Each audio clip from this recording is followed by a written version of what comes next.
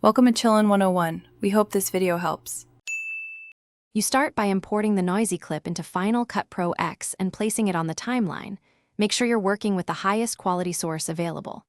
Once done, set project properties to match resolution and frame rate so filters behave predictably. Next, turn off background render to avoid processor contention while you tweak denoise settings.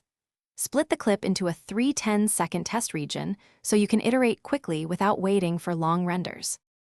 You now apply noise reduction in the video effects panel or drop a trusted third-party denoise plugin on the clip. Begin with conservative values, around 20 to 40%, and then increase only as needed because overdoing it smears fine detail. Use the preserve detail or sharpen slider to recover crispness after reduction.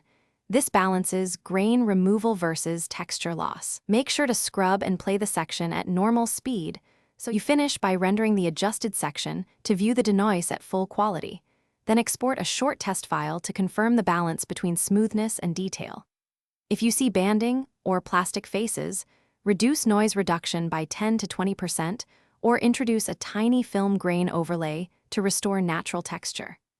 If playback or render times are excessive, switch to proxies at 1/4 or 1/2 resolution while editing, and relink to originals for final export. Thanks for watching.